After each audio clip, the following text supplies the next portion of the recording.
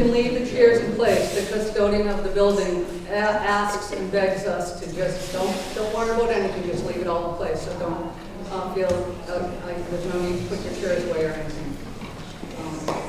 And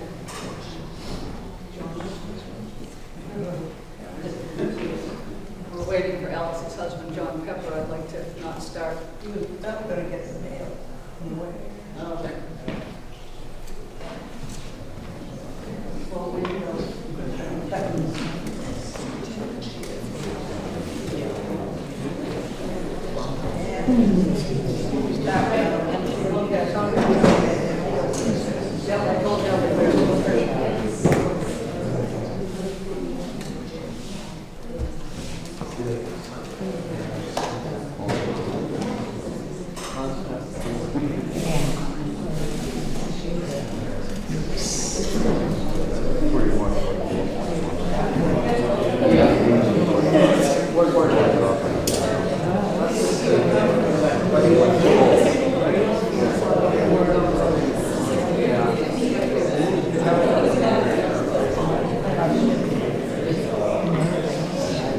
Okay, we're going to start.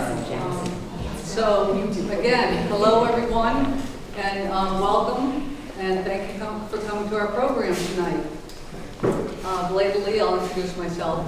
I'm Ann Pillion, and I am the new president of the Jackson Historical Society, as well as on the board of directors of the Upper Saco Valley Land Trust. This event is a collaboration between these two fine organizations. We know so much of history gets lost or forgotten over time. Thus, this event tonight is being video recorded. So thank you, Hank Benesh.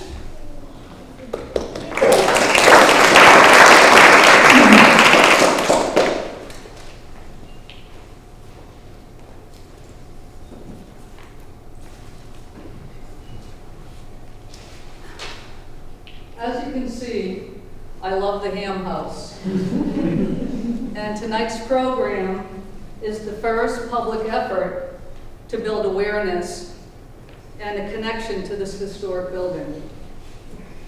At this point in time, the Upper Saco Valley Land Trust has saved the house from immediate demolition and has given endorsement for a possible future.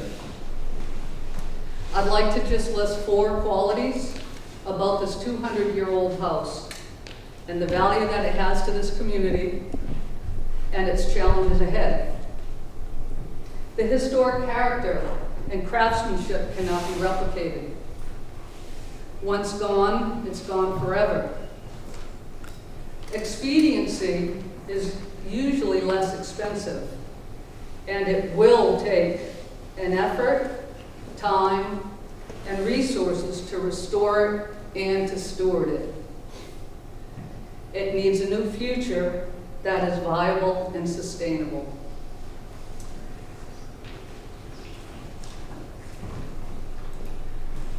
Now I'd like to introduce our presenters here tonight. We have lifelong Jackson resident, noted local genealogist and historian, and a true Jackson treasure, Alice Pepper.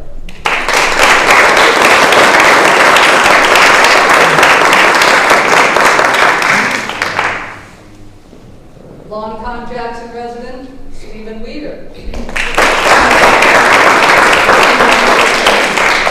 He is an old house enthusiast and home builder.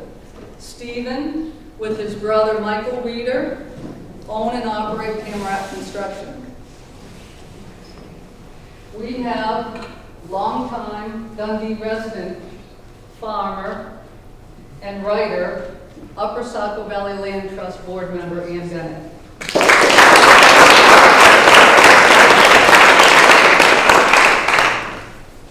And to round out this well-informed and passionate group of local historians, Renaissance man David Kidd.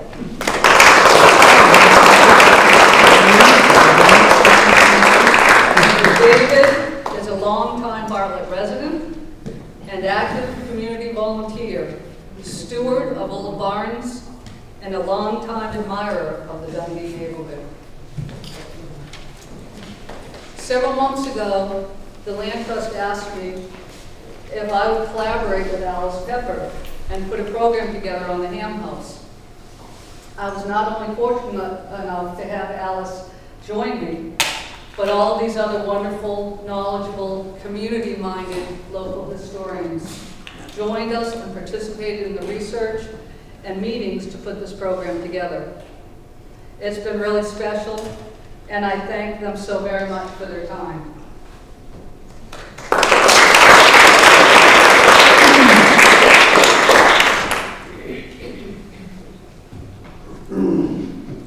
There will be time at the end of our presentation for questions, but we also welcome interaction throughout, so please feel free to raise your hand. As part of learning about the Ham House in Dundee, we're also here tonight because of the Upper Saco Valley Land Trust's 20-year anniversary. We're 20 years old, and our Preserving Land for Life capital campaign.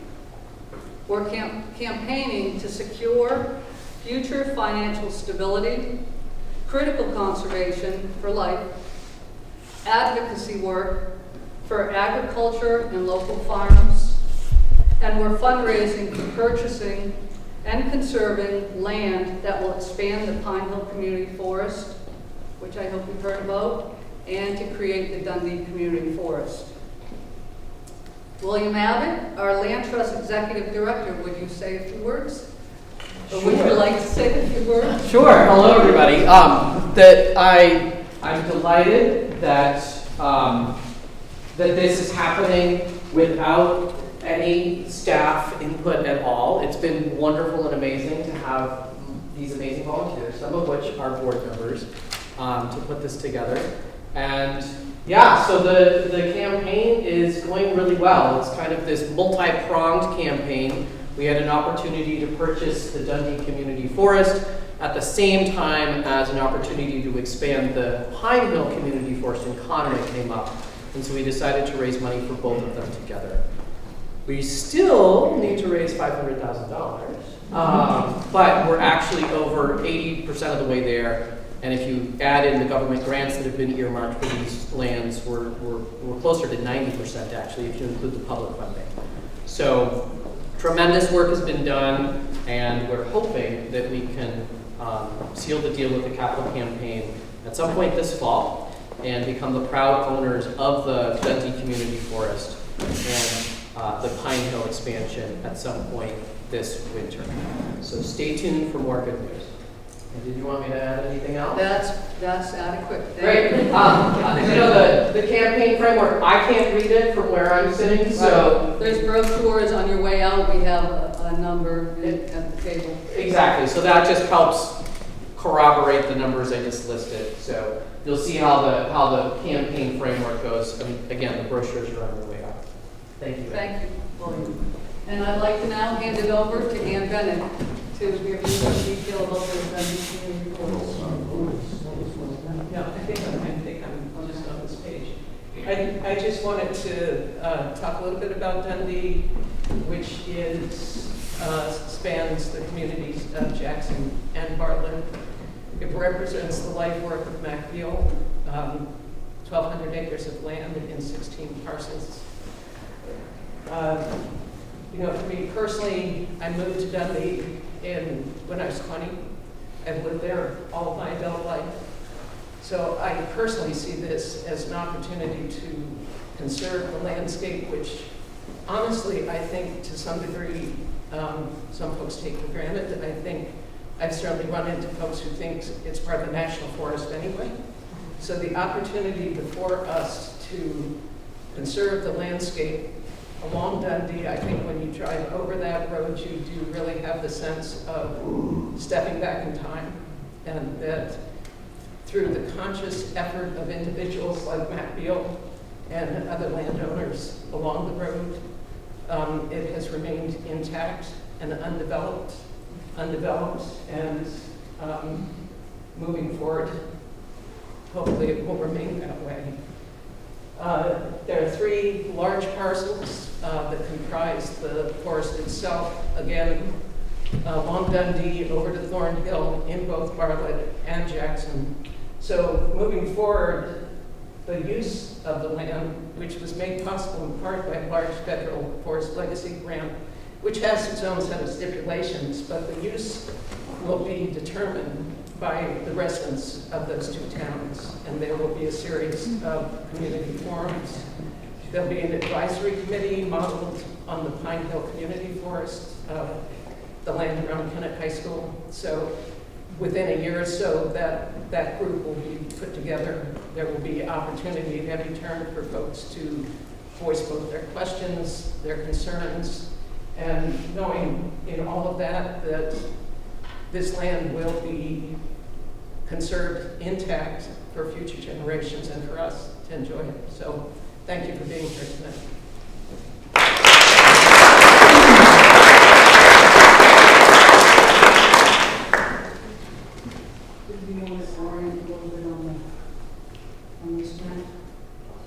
Oh, I'm sorry.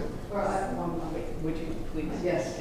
Just to give you a sense of place of where you are, this is the Dundee Road from Jackson to Bartlett, where the Ham House sits in it, and it's from 1942, and it's interesting what you see can change from then. But just roughly, we'll be talking about this area right in here.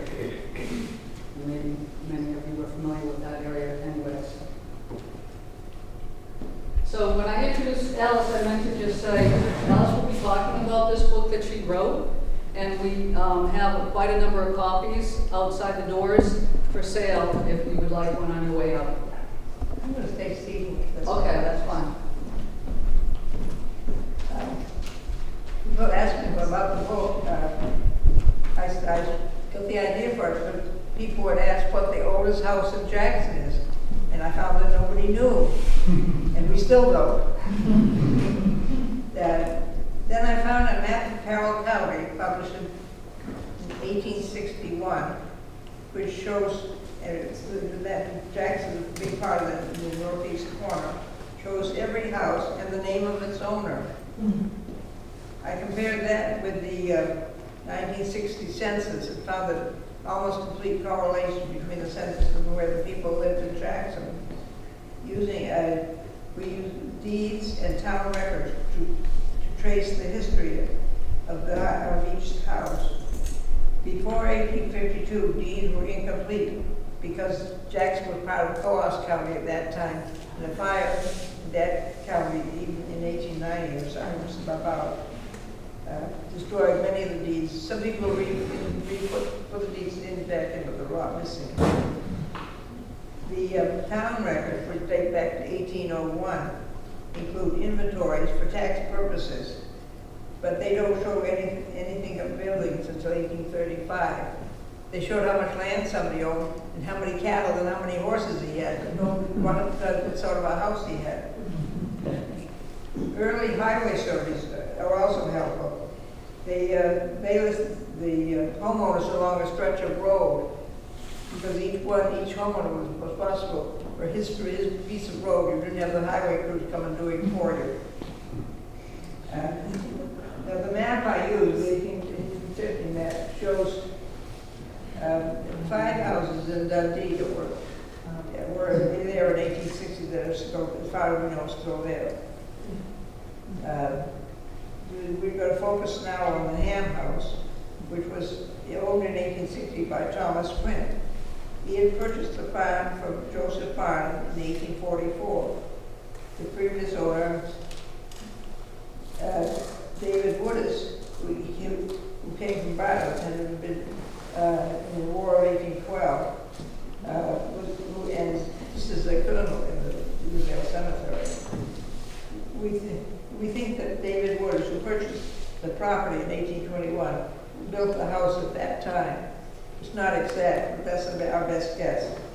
By 1890, the house was owned by, where it was owned, there's another map shown by James Henry Hodge.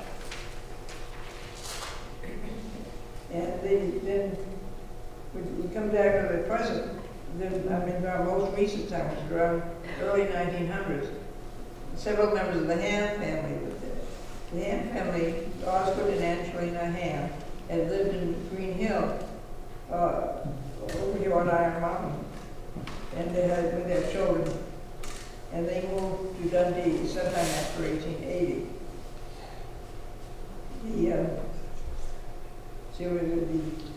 In 1900, there's no 1890 census, so you can't compare that with who was where. A man named Albert Batchelor was living there in the house, and he listed Hattie Ham as his housekeeper and Sarah as his chambermaid. He lived there, he still lived there in 1910, and the Ham family, Angelina, the mother, Sarah, and George were listed as cousins. I don't know how they became cousins over 10 years, but that's what the census. And then in 1920, the brother and sister, George and Sarah, lived in that house. And I had always heard an anecdote from my family, I guess, that when they lived there, so they wouldn't get along with each other, and so they wanted to communicate, they spoke to the cat. George died in 1932, and their sister, Hattie Ham died in 1951. Sarah Ham died in 1965, and she was still living in the house in 1940. I don't know after that, but we were curious to find out, just how we do, how long she lived in the house when it became empty after 1940. And so that's about it for the people who lived there. We were always interested in finding out more, but that's what we know at present. Thank you. And there's that map we were talking about, I'll just call it out. Oh, yes, that's at the 1860 map. I took it, I drew a bigger copy and tried to figure out all the places and put them on a bigger scale so you can read them. No, I was just thinking to speak about that map a little bit and what a wonderful map it is. That comes from the map of the county, the cost map of every county in the state. That map is so hard to read. The copies made just of Jackson. What is, as Alice said, what's so interesting about that map is that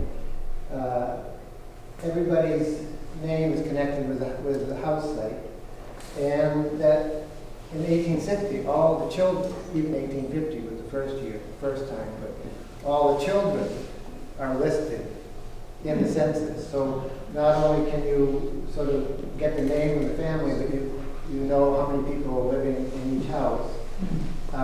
One other interesting thing is that you can tell which way the census taker is walking.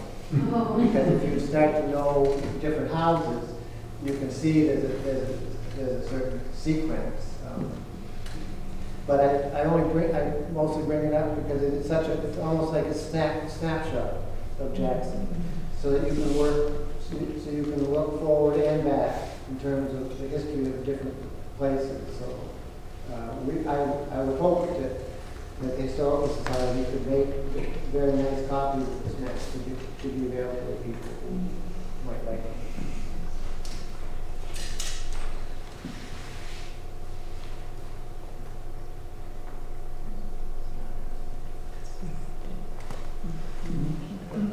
I don't know if people recognize this house on the right as it exists now, and a postcard from the turn of the century, 1901.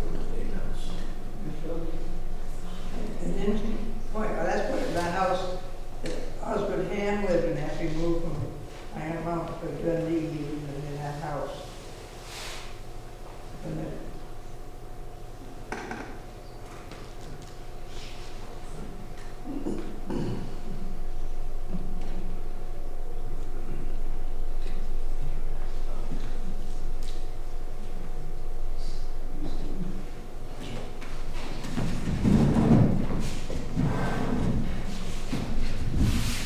My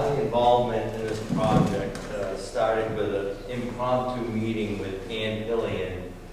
On Easter Day, 2019, her brother Rick called me and said there was a snow goose in the Davis field, which evidently is an odd bird to be in this area. So I took a ride down to meet Rick and see the bird, and while I was there, Ann showed up to see the bird as well, and somehow we just started talking about the Sarah Ham House and exchanged some stories about our interest in the house, and she was really determined to put some effort into trying to preserve the house, and from that point on, I worked with her to do what I could do to move this forward.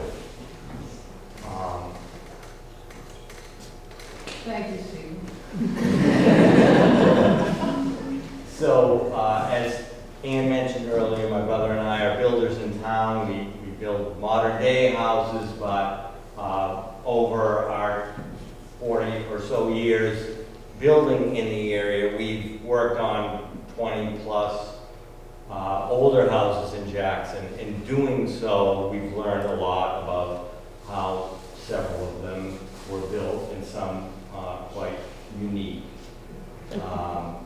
This house is an example of a very simple structure that I think has a lot to do with why it's 200 years old. When you build a house with dormers or a lot of different shapes and additions, over time they can create problems with letting water into the house, and water is a major enemy to a house. This simple slope with just originally the center chimney, this is not the original chimney. It's close to where the original center chimney was, but that would have been the only protrusion through the roof, and so it was easy for people to maintain this house. And so keeping the water out of the house was key. The other interesting point, and you can go to the next slide. The amount of space between the wood and the ground is hugely helpful. There were never gutters on these houses, so there was just a constant splash of water from the roof to the ground. And even with a modern day house, you can create problems within 5 years with just the constant splash from the roof against the wood structure. The fact that this is 20 plus inches off the ground, I think, has made a huge difference in the longevity. And the fact that somewhere along the line, I'm guessing over 70 years ago, someone put this steel roof on the house, and that was huge in saving it as well. So Ann included this photo just to show that at one point this shed was off this corner of the house, and I don't know how long that's been going. Ann, do you remember it? Okay, so 1970 it wasn't there, so that hasn't been there for a while. But so along with the steel roof, the Beal family has put some effort into just keeping an eye on this to keep the weather out.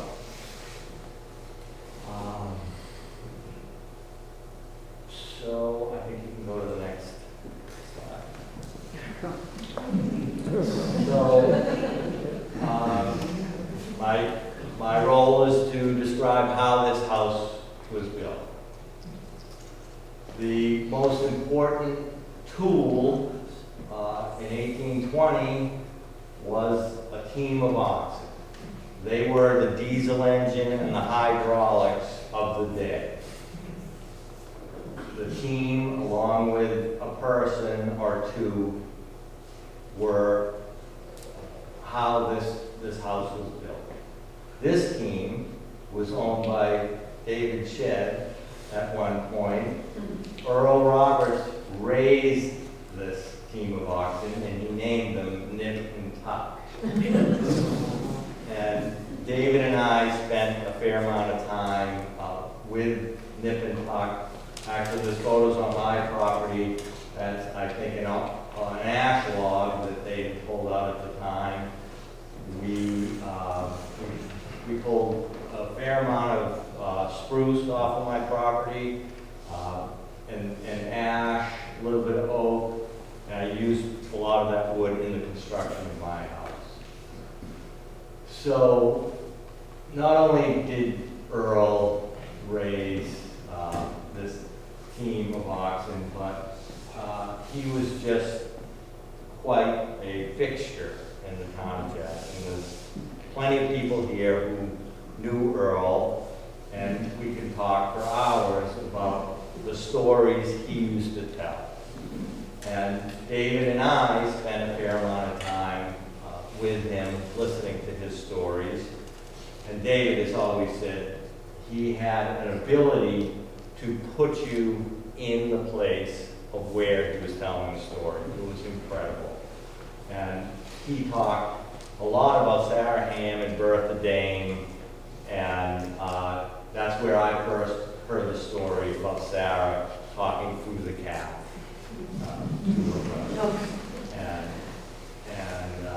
He, again, Bertha Dane, just down the road, he knew her, and there's one story that sticks with me about him going there for pancakes, and when he walked in the house, you couldn't see through the smoke because she was burning the pancakes so badly, but he felt obliged to eat them.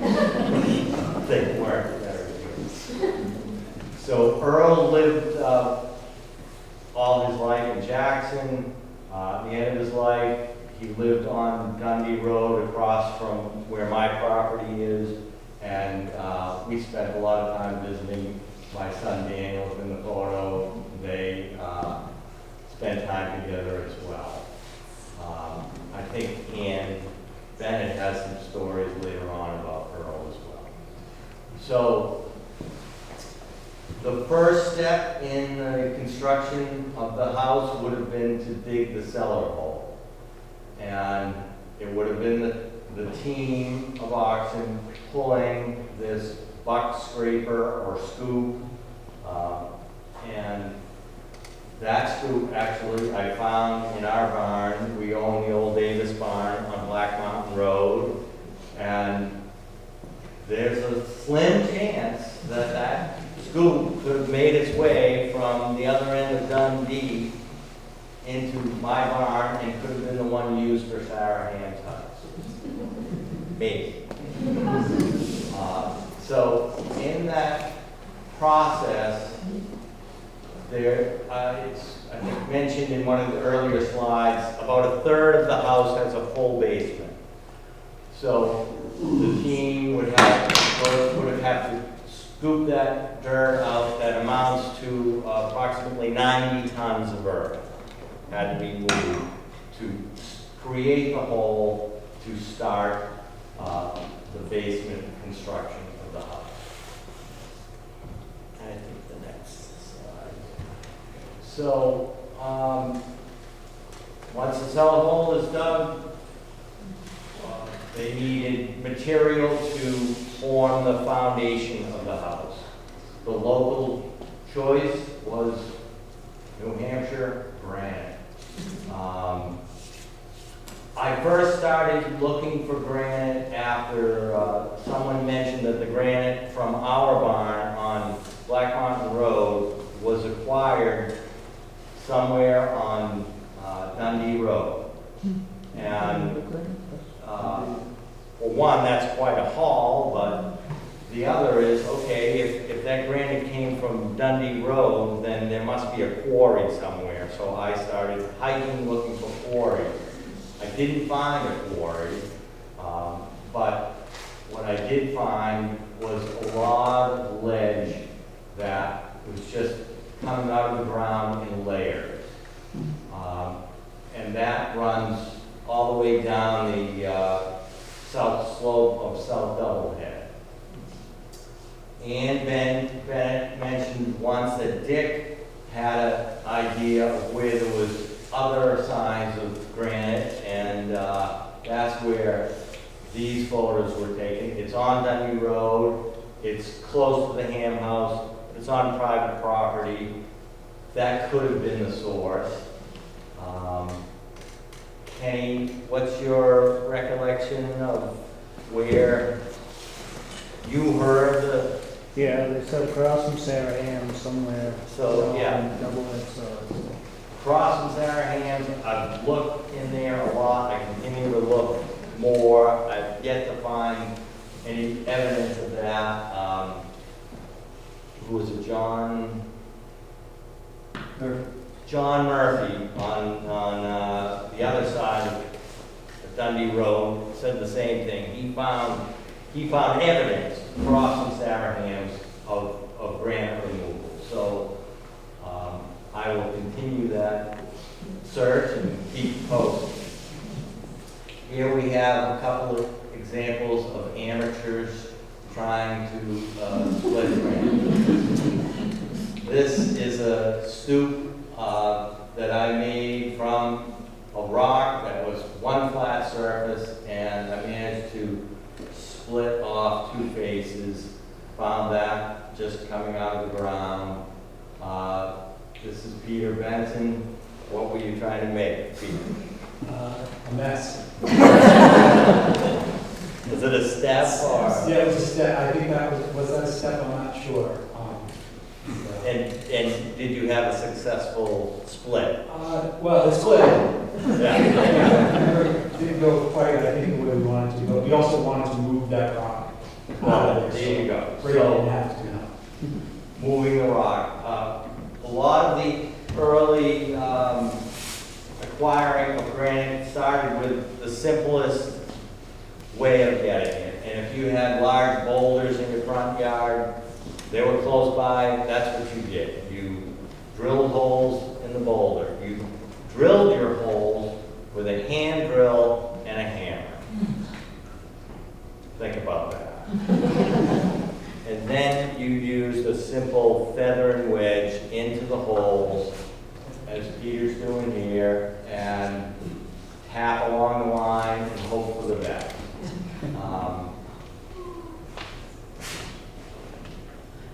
So the calculations I came up with for the amount of granite in the house between the basement and the perimeter walls, 50 tons of granite.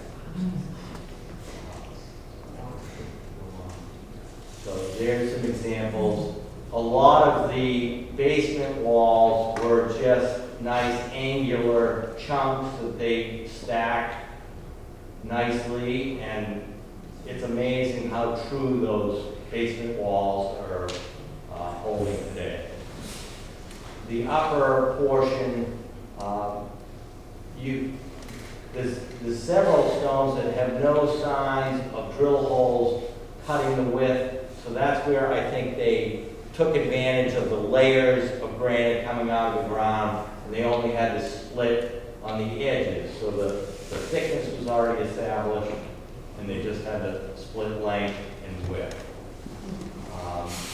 The one corner of the house that has had a little bit of a cave-in is there, but with a little bit of sweat, I think that could go back together without too much effort. Yeah, so there again, there's the wall that's separating the basement area from the hearth area above, and the rest of the house is crawl space. David noticed this potato bin in the cellar.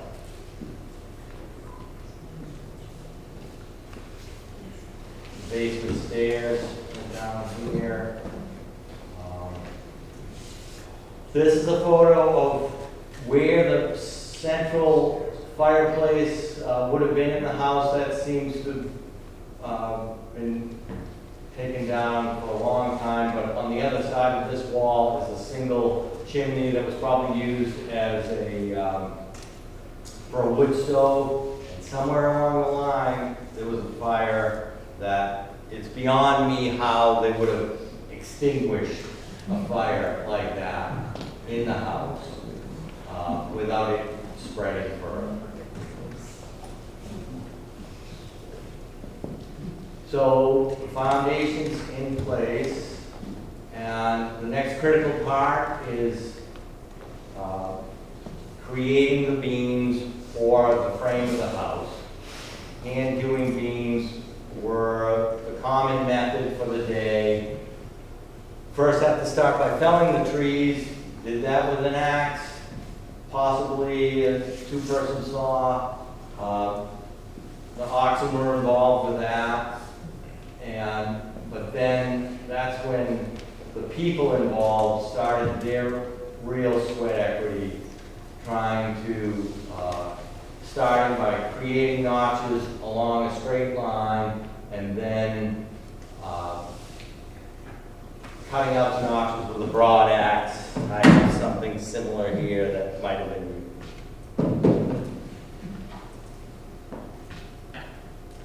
So we're assuming there were hand-hewn beams throughout the house.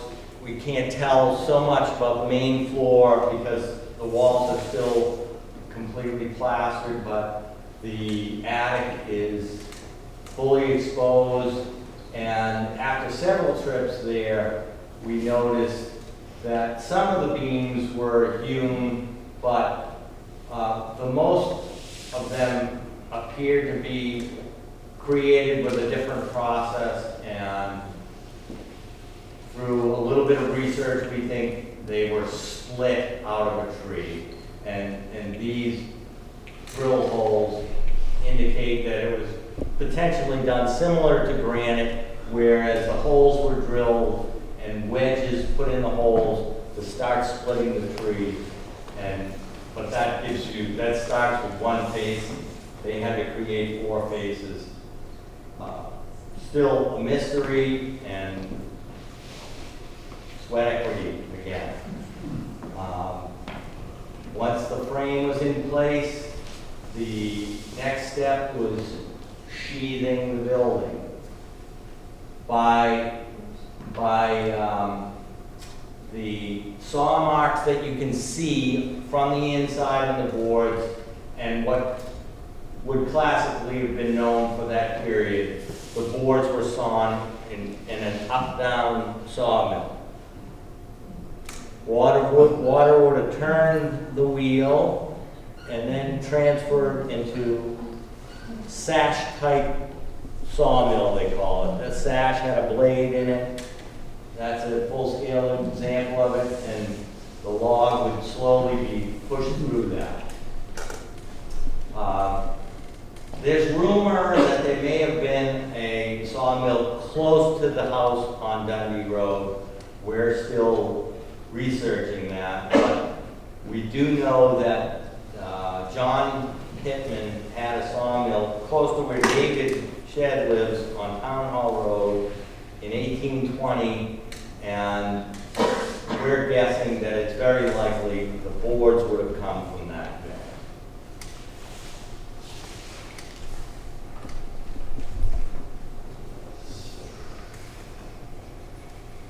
So the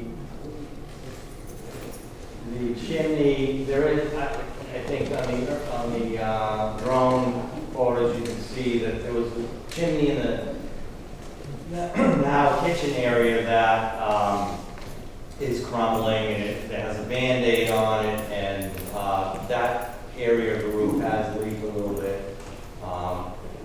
But both of those chimneys would probably have to be removed with future plans. The clapboards are radial sawn.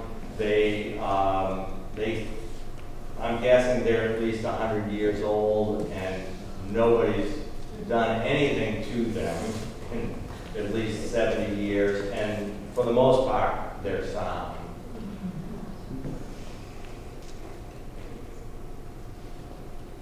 The interior has quite a bit of detail on the trim, and it's in, I think, very good shape.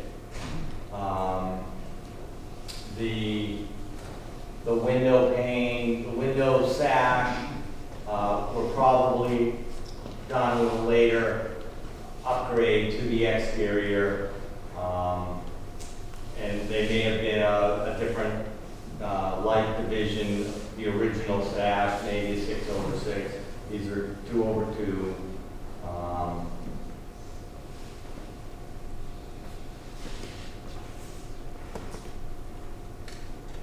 Quite a bit of wallpaper. Someone liked wallpaper. Most of the doors are there and intact, in pretty good shape. This is an area where it's opposite this side. This is the living room where the fireplace would have been, and opposite that, we're guessing there would have originally been a fireplace opening for this room to most likely been where you would have cooked in the house. In general, I'm guessing the trim is original. They were simple families that lived there. That I don't see any likelihood that they would have renovated since it was good enough and it was actually well done. This room has newer flooring, so at the time of when this redo would have been done with the fireplace, and that's the suspect chimney there, where a wood stove would have been and likely caused the charring on the other side.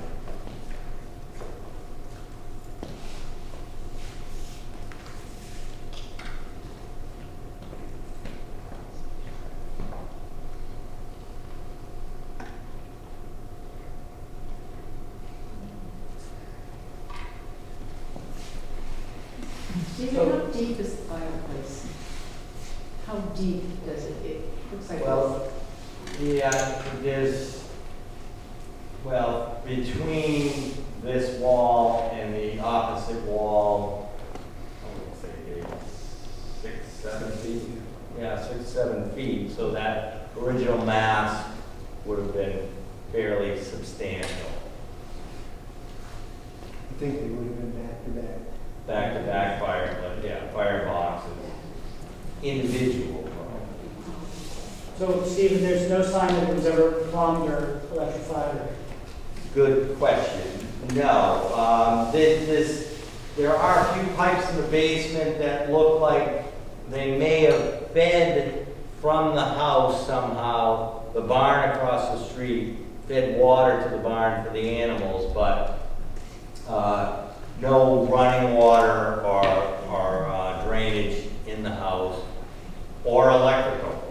And that, to me, preserved the original house in a lot of ways, because a house of this age is if people kept living in it and kept updating it, you would have tended to do those things, but then you start to really change the layout and tear apart original details, whereas that didn't happen here, and it helped preserve it.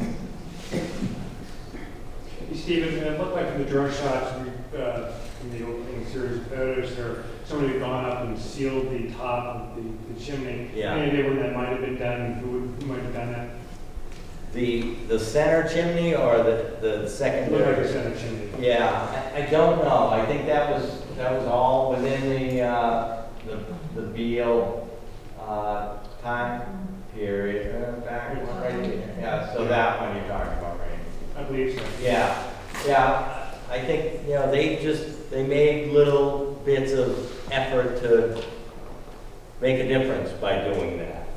That kept maybe the flying squirrels out or what have you.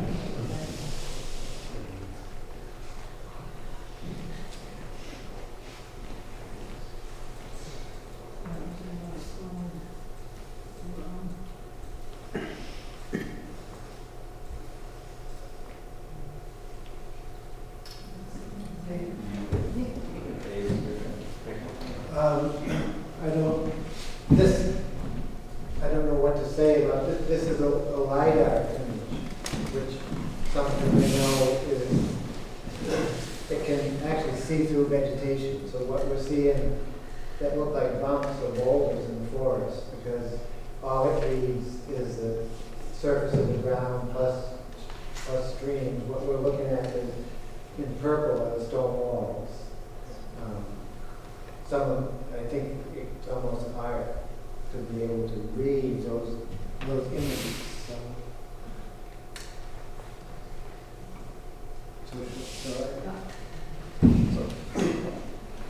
Ken Carlson reminded me to speak up. My name is David Shedd. I live on the East Branch of this Saco, a little down here. By next May, I'll live there for 50 years. When we got together to talk about who was going to speak in what order, and I realized that I was after Alice and Stephen, I thought, oh no, what am I going to say? So what I thought, I would just speak history in general and then talk about myself. When I was young, we used to come, I lived on the East Branch in a place that my great-grandfather fixed up in 1915 to move into, but he died in the influenza epidemic and never did. So the house stayed empty for almost 50 years. And where I'm living is his horse pasture.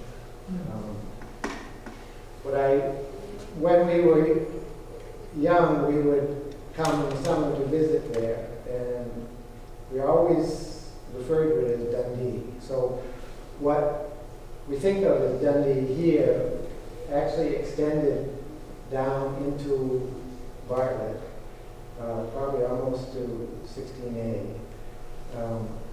Dundee is a name of a community that didn't mind crossing over the town lines.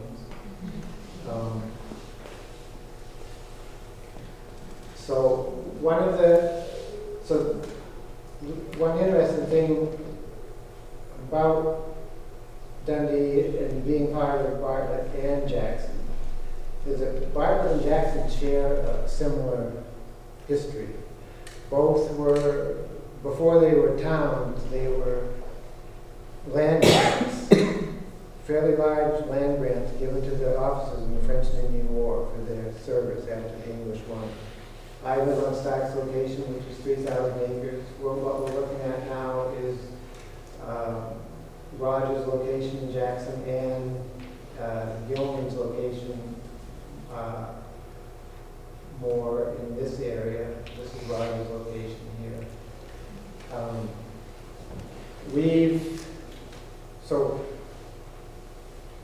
Bartlett is a little bit older, but we've always been in the same county together. And the county line has moved under us at least 3 times. We were, and we moved into different counties at the same time. So we've been in Carroll County since the mid-1850s. We were in Cowas County until Alice thinks maybe 1805 or 1810. And then before that, we were Grafton County, which is hard to imagine trying to do courthouse work where you have to get over to the, you have to go over the mountain to the Connecticut River to register a deed. And it seems strange that it was that far away. One reason I guess that I was asked to speak is partly because I know Dundee, partly because I was on the Land Trust Board for the first 7 years. A lot of my work, not so recently, not so much in the beginning, but in the middle of my middle age, I worked in Jackson fixing old buildings, mostly barns. And from them got a sense of history from that work. We saw the oxen that I had for 12 years. Before them, I had a Belgian horse that I worked with in the woods for 15 years. So when I would work on these old buildings, I would, months before, or possibly even part of the year before, I would saw all the material I needed to fix these buildings. I always had, seemed like a 1 foot in pass, not necessarily because I chose it, but I didn't know different. So the Dundee Road was my commute. I mean, back and forth for 30, 40 years.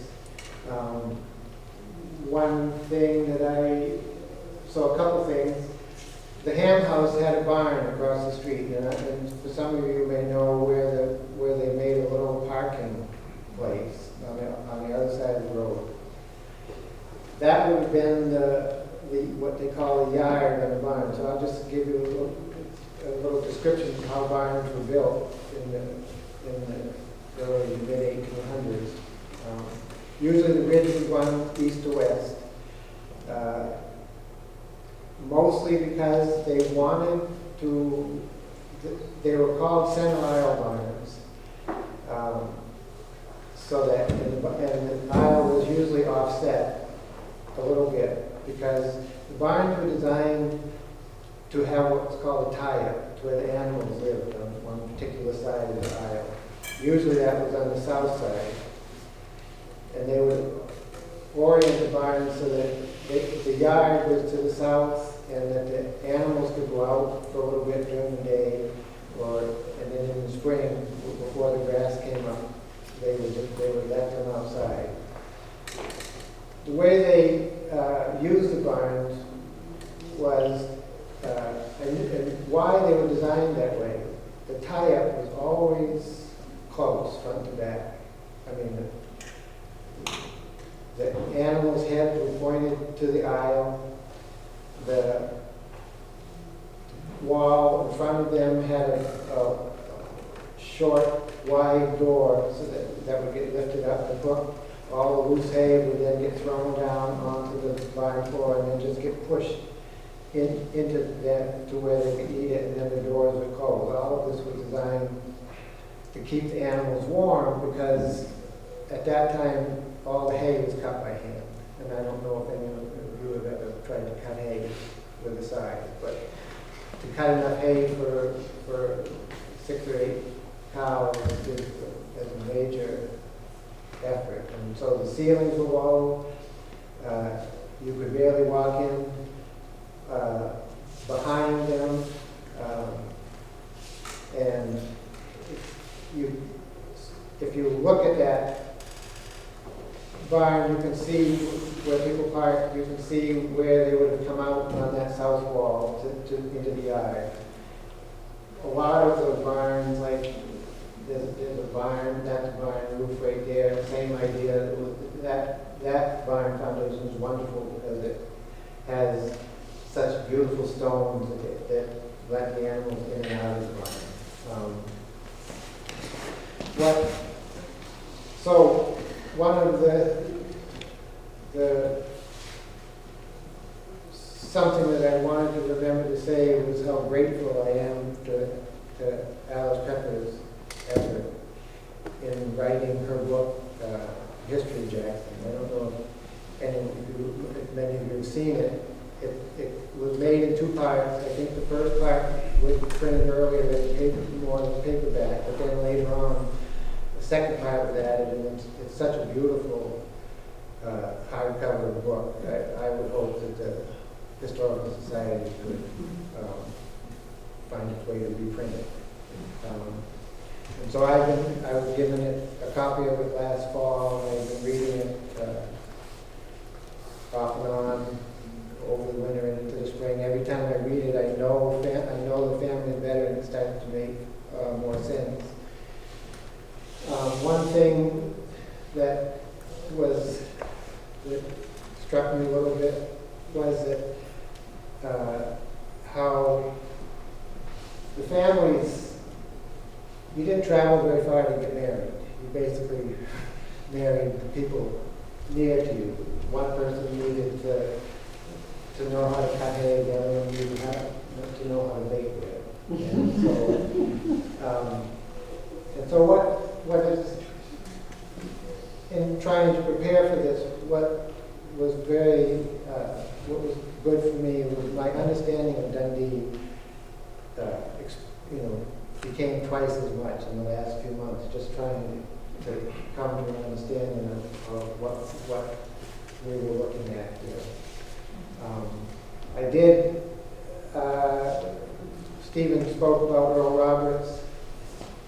I spent a lot of time with Earl Roberts, usually in the evening on my way home, and we'd drink whiskey and he'd tell me stories. And then Alice's book, in its broader view of things, allowed me to sort of put those stories in perspective. I did, it was many times I walked the oxen or the horse back and forth. One thing I did where I live, I don't have much pasture, so I got to know Jackson a little bit too by where the animals lived. I mean, I used a solar electric fence. For many years they were in what's called the Pittman pasture, or the Pinkman pasture at the bottom of Timline Road. Then later on they were in Hazelton pasture, which was up there. That pasture was, you didn't have to make a very good fence because there was no reason to escape.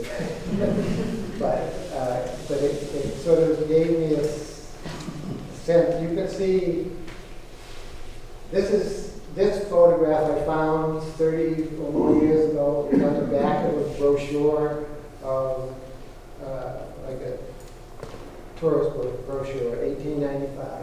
It was more of a magazine. On the other side of this page was a photograph of Lake Winnipesaukee. But already, this is 1895. By 1860, things had started to grow back in. They say that after the Civil War, people just picked up and went to the Midwest because it was so hard to live in this environment. One of the things that I like about this, some of you may know the Tin Mountain Trail system. Right there is what they call Pond 4. It's where the cellar hole is. So you can come up over the bridge and down into here. The town actually, in the 1840s, laid out a road. I don't think they ever used it that much, but they laid out a road all the way over to this flow of the. One of the things that Alice's book also, I think I mentioned that, is we usually think of families by the last names of the male occupants. And had mentioned that the budget had left Dundee by 1850, but then the daughters stayed behind and married Indians and such. So I was glad to be reminded. I also wanted to take the opportunity just to remember two heroines in this neighborhood, which was Elizabeth Foster there and Barbara Rockwell. And the influence those two had on this venture.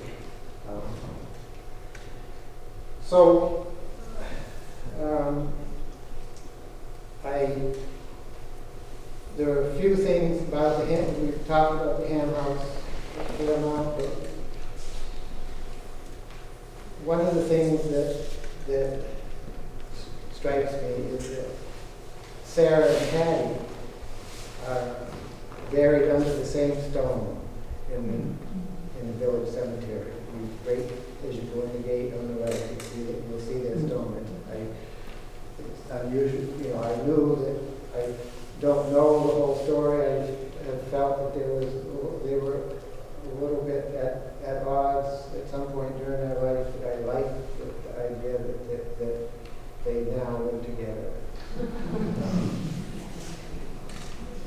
And I tried to write out what I would say, and then came toward the end of what I would have thought would be time enough, and I almost didn't want to write at the end. I wanted almost to be able to say something new. One of the things about this house is that, and having worked on these old buildings, usually I feel it in the floor of the blinds. It's almost as if there's like, after working on them for weeks and months, one can almost feel echoes. I mean, the echoes of like Alice Proctor growing up off Wilson Road, walking on the beams above the hay, high up in the barn, and very likely barefoot. But there are some buildings that have beams, and I don't know whether the being comes from those who lived in it, or that there may even be more to it. But there is something about that house that, for me, I can feel. David,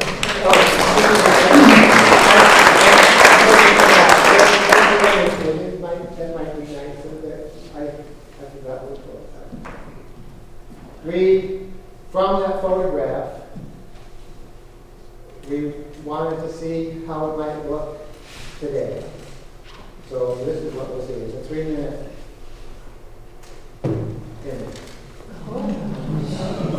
I'll do that, I'll slow that down. See how old? And then David flew a drone for a while.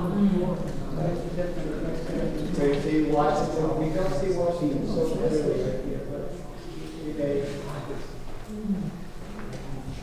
So this is from the west slope of Kearsarge, halfway up, headed toward, almost due north toward the Presidential. That's the Bennett House right there. This is Foster's. That's Kim. That's Doublehead. Black.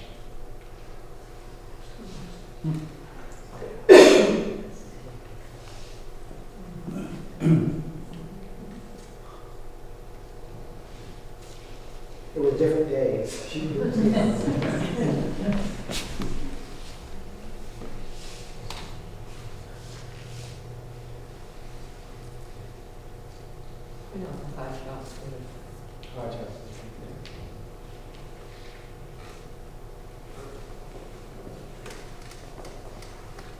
see how it's changed. That's what Ford is doing with that.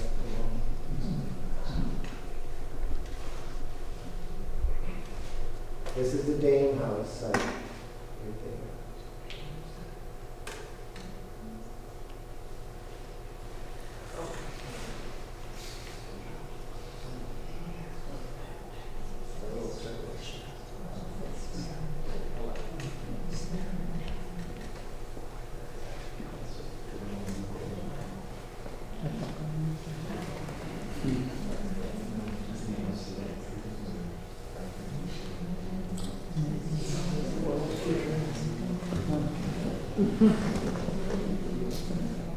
This is the Dundee Road.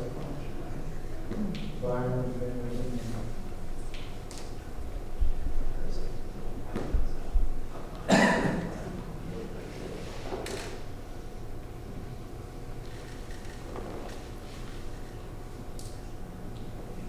Bob Drake helped me. He's flying the drone. He knows what he's doing.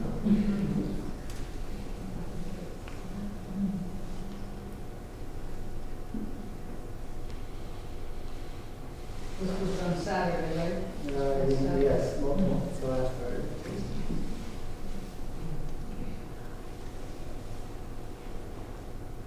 So there was a cute part of this toward the end, working with that drone, because the ground was so uneven. I would hold my hand up with the drone and it would lift off in my hand, and then when it came back, I'd hold both hands out, and it would land on my hand, it landed on my hands. I thought afterwards, I knew where it felt from it.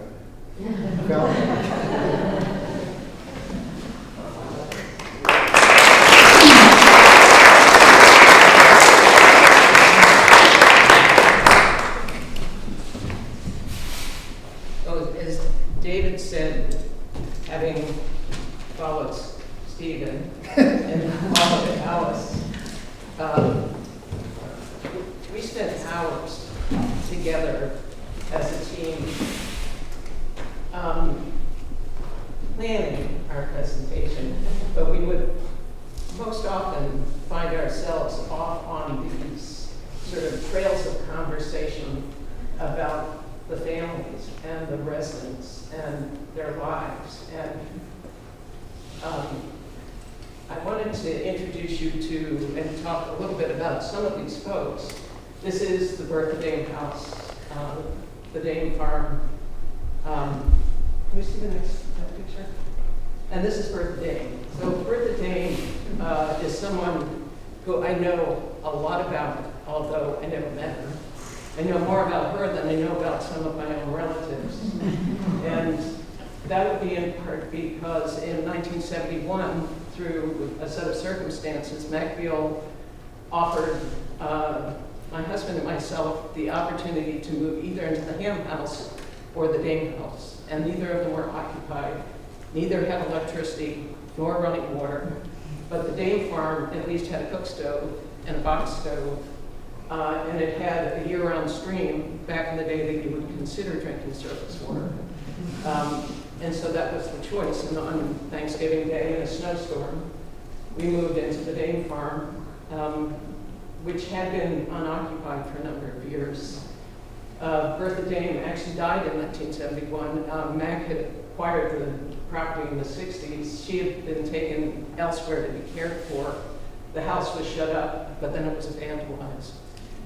So the fact is, Bertha Dame, like a number of elderly people who lived by herself, the third generation on that land, the final link to the past, she had all of her past in that house, and she had filled every room from floor to ceiling with the artifacts of her family's life and sealed each room off.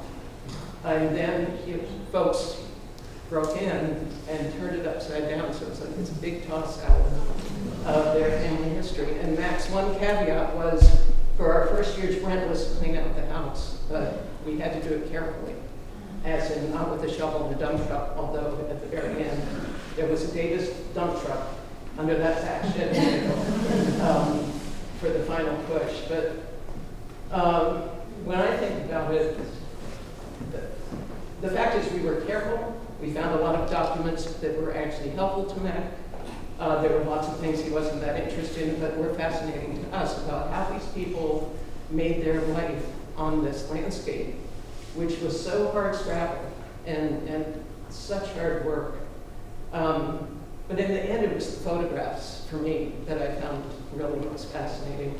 But the fact is, we had no idea who these people were. But by then, we were beginning to connect with our neighbors. Bob and Mary Davis, there were Lyle and Kenneth, the Thurstons, Peter Kelly, certainly Hilda Dinsmore, who was in her 80s and living in Old Ledge Villa. Later on, the Fosters, and always Earl. So that we began to kind of connect the dots about not only who they were, but as David said, they were all related one way or another. The center, obviously, Nellie Dame, who is, John Dame was one of the first settlers in Jackson. His son, William, came over the hill somewhere in the 1830s, purchased this property. His son, Tim, was married to Nellie Dame, who was half-sister married to Daniel Dinsmore. They were neighbors from Corinth, Vermont. It went on and on. As I said, Timothy Dame died before he was 50. leaving Nellie Dane, to run this farm with Bertha and a succession of hired folk. In time, she married John Hodge, who was one of the most successful farmers of his generation. He owned hundreds of acres of land and houses. He owned the Panel Place. He owned the Hodge House at a certain point. But he lived here. He lived here with Nellie and Bertha. And his son, James Henry, actually married Hattie Ham. But the fact is, he was engaged to Sarah. So when David speaks to, there might be some element of unrest between the sisters. As the story went, they were engaged. They had a row, and possibly because he was late getting back from the Freiburg Fair, but she called off the engagement and stormed back to her house. He's walking down the hill, meets Hattie, proposes, and they get married, and they go to live in the Hodge House over on the crossroad, and Sarah and George, they're left not speaking, but living in the Ham House. Not making fun of it, it was a hard life. But you think of those generations of farmers, David referenced the 1860 census, these outlying sort of enclaves in Jackson. There were 8 of them by the 1830s. There was a school in Dundee. But by the 1880s, David said, if you had the ability to go someplace else to farm, you did. And other folks, the Panos are a very good example. In the 1920s, they simply closed up their house and went to town. And then other folks, like Bertha Dane, lived out their lives sort of eking out the last of whatever fertility was in these soils on these hillside farms. But what a place. I mean, I'm so struck about the transitions on the landscape that they, in the arc of time, are so really fast. When I moved into the Dane house, there was a 20-acre field. It was clear to the Sarah Ham House. And it's deep woods now, much like that sort of reversal within the larger state of New Hampshire, where we've gone from 20% forest at the time of settlement, once the settlers had settled, and 20% forests back to 80% forest, and these small openings that you see out there in Dundee. So it was a vibrant place in the 1880s. There was a school. They built a dance hall behind the school. There was church services. And then, certainly by the turn of the 20th century, the world wars, the Depression, and it was in a period of decline. So, you enter someone like Matt Gill, who came from away, grew up in Boston, in Chestnut Hill actually, he was in the submarine service, went to forestry school, moved here, started a forestry management business, and then over a course of half a century, put together 1,200 acres of land. I would just say, you travel the Dundee Road, it is not by chance that it's remained intact. It is, the conservation ethic of someone like Mac. But there were also the Dinsmores and the McPhails and her Betty and the Lloyds, certainly the Lloyds, and then the Fosters. Put together more than 2,000 acres of land. There's this contiguous green space that is such, I think, important part of our community. So I think it's tough sledding towards the end, and I think the barn went down in the winter of '69. And back in the day, when it was cleared, in the quality of this particular slide, you can't really see that the house is in the background. She is standing on the top of Dundee Falls, which is the top of what we think of as Dane Hill. when it was clear. And then there was, of course, towards the end, the Dundee School. To the best of my knowledge, 37 was the last year. But isn't it marvelous to think they went to Boyd out in the airport on the field trip? And boy, did they get dressed up, and I really can't quite figure out how they got there. But these are Ilsley's and Watt's. The back of the photograph, many of these photographs, the vintage photographs, some of them came my way by my wonderful neighbor Dan Dinsmore, and I had to return them. So you can decipher it. Of course, the school marks in the back, but needless to say, that is how much right now, and that's the Dundee Schoolhouse. Still intact. Yeah. So I would just say, for me, in closing again, in honoring sort of this history of stewardship that the owners of this remarkable land have exercised, and now there is this opportunity to preserve large portions of it. I would just, probably for me, close in saying that if you're not a member of the Land Trust, just visit our website. Look at the projects that we have going on and some of the others that have been accomplished. And love to have you on board. Love to have you involved in the outreach meetings that will go on later on in the summer. And we'll look forward to enjoying Dundee community forest ourselves and certainly for future generations. The last slide. Clearly the Dane Farm house is gone. It had fallen into a period of disrepair and been undercut by sheep water. And Jay Deal, Mac's, one of Mac's sons, who was working for a timber framer at the time, it was a very unusual pine construction. He took it apart. It was some storage trailers for at least 15 years. You might remember driving by them. They were moved off site over this past summer, and Jay had an excavator for 20 hours. And he pretty much finished what he needed to do at 15, which is when he went up the hill and worked on the Ham House. Then when you drive by and wonder about that stonework, Jay, the simple thing he said was he was thinking about his father.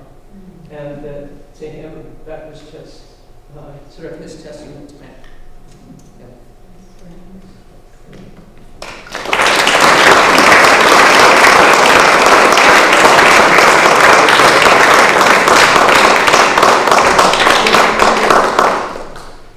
A list of people that this couldn't happen without, and Ann Bennett has contributed all those vintage photos with the background and history that came with them that would be lost without the work over the decades that Ann has done in her writing and sharing the depth of information she has. A number of other people that also helped us put this together and be here today. I think this is the first public program maybe that many of you have been to, and it's the first one the Whitney Center has had since finding our way out of COVID. So we thank them for here. And we wanted to mention other programs we have coming up. We sprinkled a number. These are the next 4 coming up. We have through the summer into the fall. Some of you having come here tonight, they might be especially interested in the other Dundee programs we have coming up. They're listed on our website. And this, again, is just the next 4 coming up, and I think we carry through October with a number of quite an assortment of different events. So that's it, and we would take any questions if people have any. Otherwise, we really thank you for coming tonight, and appreciate your interest and participation in this work that we're finding our way. Thank you.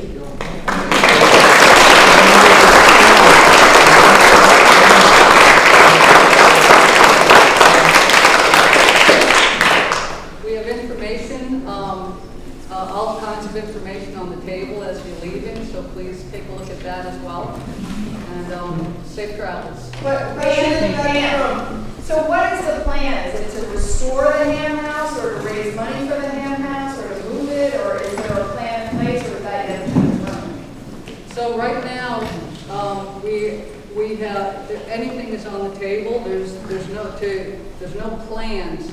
There's more hope and work at putting this program to begin reaching out and creating awareness that the house is on the land that we're, as part of our, it sits on the land that will be the future Dundee Community Forest. And it's an example with the house there. It's a historic resource, right? A cultural resource. The land is our natural resource, which is what we typically have on as our projects.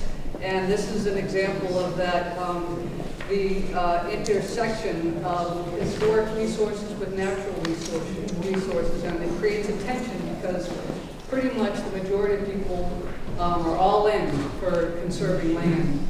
And then you have this old, sad-looking house sitting on it, and it has 200 years of history, so we're really trying to respect that history and not lose it. So any ideas people have for repurposing it? A house can't just be preserved and restored without being used for something. So we have ideas, and Can I speak just Please. briefly? So one of the large government grants that we got for the community forest is an LCHIP grant, $500,000, which is amazing. It's the maximum they give. And LCHIP stands for Land and Community Heritage Investment Program. So it's New Hampshire's biggest funding source for land conservation. It's also New Hampshire's biggest source for historic preservation funding. And we put in a grant just for the land conservation, just to buy the land. So I would say that's what we need to do first. But I will say that LCHIP has expressed interest in what next. And they love projects where both sides of their mission can be accomplished on the same landscape. So obviously it's going to take yet more money, more time, and I would say the very first thing is a feasibility study to see, what is really possible here. Right now, we're buying time to make sure it's not torn down as part of the real estate transaction with the Beale family. Okay, thanks. Got the presentation to give to them now. Exactly. Done. well, if there's any other comments or thoughts, or reach out to us, please. There's some time, and we really welcome and would appreciate engagement. So thank you.